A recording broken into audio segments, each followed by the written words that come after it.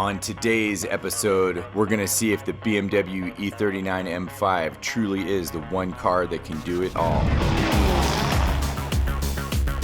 We're gonna do that by driving 1,000 miles canyon carving in the Western Desert in a trip I would normally do in the bush plane, using this M5 and surviving with only the gear we can fit in the trunk.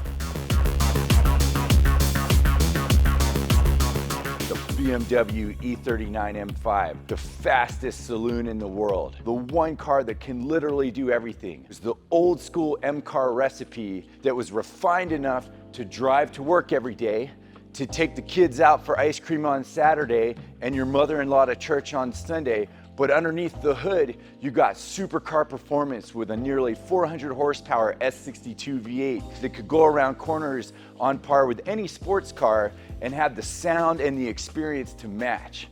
When people come to me and they ask for one car that does it all, I point them to the BMW E39 M5. It was released in 1999 for the 2000 model year.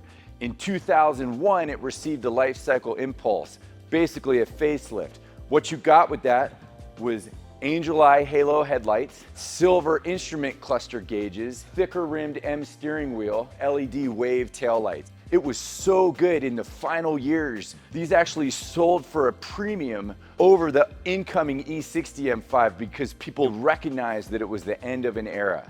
This is a 2003 model year, which had the lowest production numbers and pulled the highest premiums, but it's classically M5, finished in titanium silver. If you're a red car guy like me, you could have it in a Mola red, which is more of a wolf in wolf's clothing. This is a 2001 Emola red over Emola red and black embossed sport leather interior.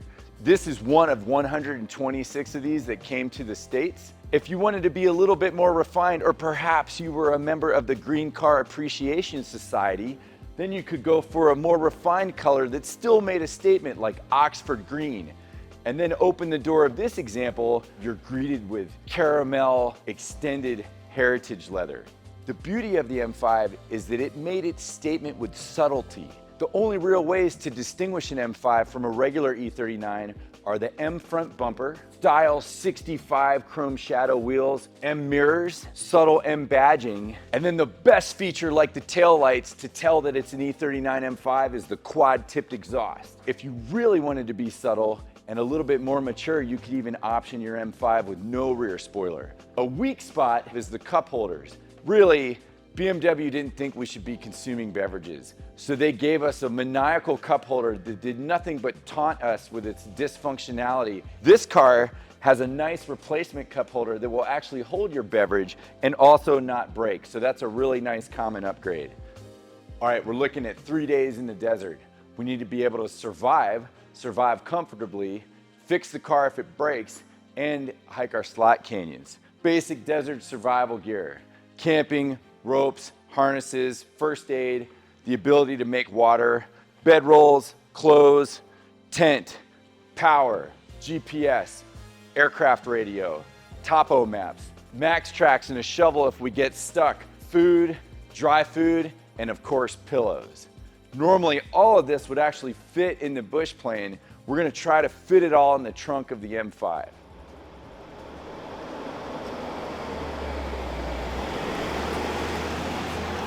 So 30 miles in, we have one check engine light, which was due to an evap valve. And now driving through heavy rain, we just got the trifecta, which is DSC, brake, and ABS. That's probably a wheel speed sensor that hopefully just got dirty and will reset. The M5's just doing M5 things. Passing through the Eisenhower Tunnel, we descended back down into the high country, stopped for gas, and hunted for the one thing I forgot to pack: a jug of 10W60 oil. From there, we headed through Glenwood Canyon, which spit us out onto the western slope, and my secret spot for the night, Mack Mesa. Down this place on a backcountry flying trip, and I was trying to get home before a big winter cold front was coming. It was like October. I had to borrow some headsets from the airport in Moab, and that set me behind, and I just couldn't make it over the hills. So I knew about this strip, And I just spiraled down and landed, and I called the airport manager, and he said, yeah, man, come on in, hunker down. He was super generous and gracious. And ever since that day, it's always had a special place in my heart. You know, it was one of those situations where a little bit of bad luck turned into some good karma, and it cemented a place for me here that I've really grown to love. In the morning, we woke up to fresh dew on the grass, fresh coffee, and the sounds of airplanes.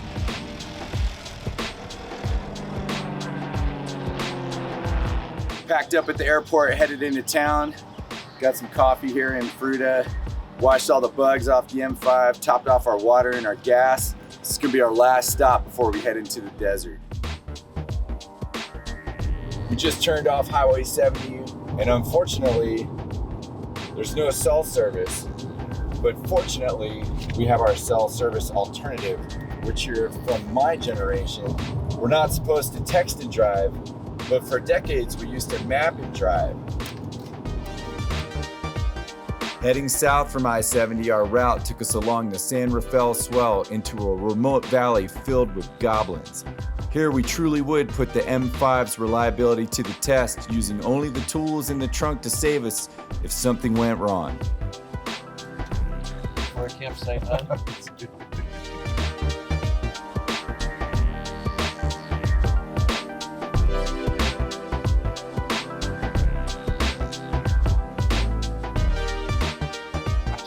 Found this. We're like right on the edge of the dispersed camping area, and the road reasonably nice. Took a little bit of picking a good line, but we never made contact with anything. The front spoiler's intact.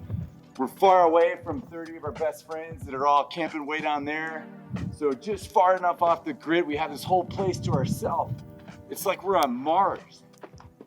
So I think what we'll do, car here, we'll set up our tents, we'll set up our campfire and our chairs back here, and we'll kind of stake our claim. And then once campsite's set up, we'll hit the road and we'll head down the swell and we'll hit one of my favorite slot canyons. We didn't make it too far before we got turned around by dust and a washed out road, but fortunately the swell offers lots of slot canyons. This is a very civilized, very accessible, really nice hike, but even now, in like the heat of the day, it's probably like 85, 90. We pulled a couple long days. It just feels good to suffer, like just a little bit. I miss the days when I would go do like a 103-mile ride in the desert by myself. Now I'm older and I'm injured. I have a broken hand right now. I long for those times, and tasting these little glimpses is great because I get to tap into that little bit of suffering. It just feels so good. With the bush plane, taking people back into the backcountry and giving them this experience where we are truly remote. And then doing it in an Imola Red M5. And this hat I found in the dumpster is more like Crocodile Dundee meets Doug DeMero. Each footstep through the slot is a journey through time. 200 million years are covered in the layers of rock here, back to when the dinosaurs ruled. Fortunately, it didn't take us that long to get back in camp in time to catch the sunset. So the best part about this campsite, we got a parking spot. We're totally away from everyone. You would never know we were even near another human being here, totally secluded. And then back up here in this feature of basically what Goblin Valley is named for, all these goblin type formations of sandstone. We have this awesome little hutch. It's like a outdoor clothing calendar camp spot. This is so picturesque. I can't believe we stumbled on this. This morning, leaving town, leaving Grand Junction, the phone was ringing. There was like all these fires to put out with the business and like keep everybody working. And then like the deeper we got away from that and away from I-70, off the beaten path, and the more the silence and the isolation kind of enveloped us, like all of that slowly got forced out until now it's just piercing quiet. And if like you're not right inside, it can be unnerving to sit in the quiet. So for me, it's kind of a good check just to make sure that my mental health is good.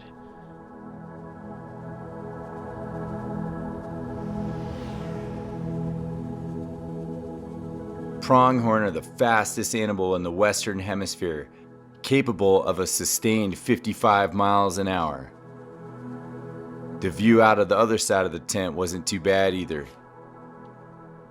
The most important part of this journey is the coffee, because caffeine is what keeps me going. And the nice thing about the French press versus straight cowboy coffee is you don't get the grinds. Properly caffeinated, we packed up camp, topped off the tank, and headed out into the desert for the reason we came here. Some of the best driving roads in the West. Turning southbound, we didn't have to look too far thanks to State Route 95.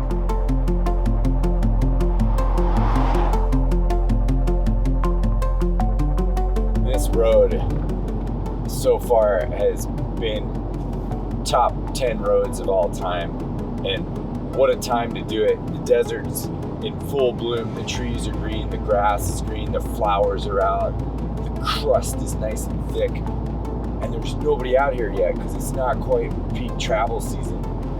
We just went and explored a side canyon, walked back into the car, closed the door, and I'm suddenly bathed in air conditioning and immersed in a luxury apartment on wheels that's fun to drive. It does everything.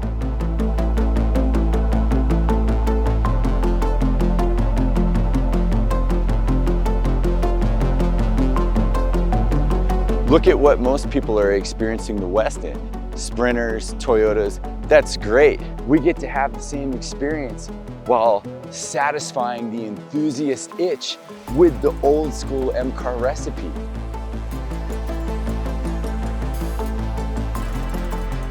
I did an inspection when I got this car and we started filming. I haven't addressed any of the small mechanical things I'm gonna do, like shocks, brakes, maybe an expansion tank. And so far, it hasn't let us down. I'm gonna remember this drive for a long time. Speaking of pinnacles, this really is the pinnacle of our trip. This is the farthest away we've come. It's the deepest into the Southwest we're gonna go. But we've only got about 12 hours to finish this day. So from here, we're gonna put our heads down and we're gonna do what the E39 was made for, and we're gonna drive.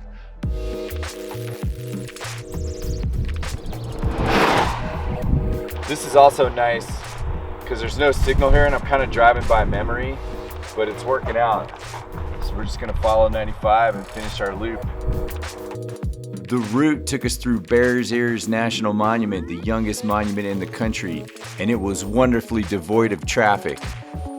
Once we got close to Moab, we started seeing people again, but I had a special reason to come here.